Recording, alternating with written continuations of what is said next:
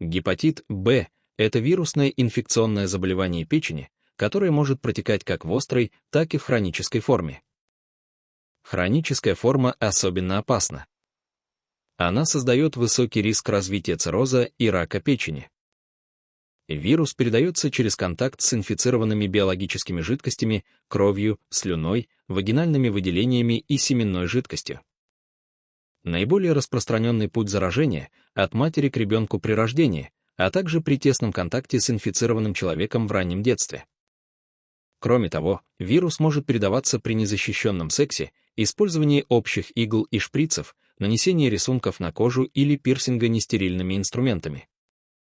Важно понимать: чем раньше произошло заражение, тем выше риск хронического течения.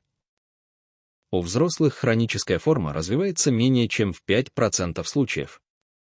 Но у детей, инфицированных в младенчестве, этот риск достигает 95%.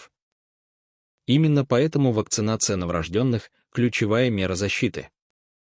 По оценкам Всемирной организации здравоохранения, в 2022 году в мире насчитывалось 254 миллиона человек с хроническим гепатитом В.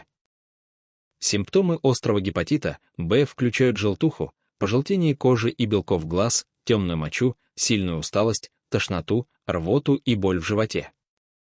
Однако нередко заболевание протекает бессимптомно, что делает его особенно коварным. Специфического лечения острого гепатита В не существует. При хронической форме применяются противовирусные препараты. Они позволяют замедлить прогрессирование болезни, снизить риск рака печени и продлить жизнь пациента. Как правило, лечение продолжается пожизненно. Гепатит В можно предотвратить. Существует безопасная и высокоэффективная вакцина. Первую дозу вводят новорожденному в первые 24 часа после рождения, затем следует еще 2 или 3 дозы с интервалом в несколько недель. Вакцина обеспечивает защиту минимум на 20 лет, а возможно, на всю жизнь. Чтобы снизить риск заражения, важно также использовать презервативы, не пользоваться чужими иглами и шприцами, тщательно мыть руки после контакта с кровью.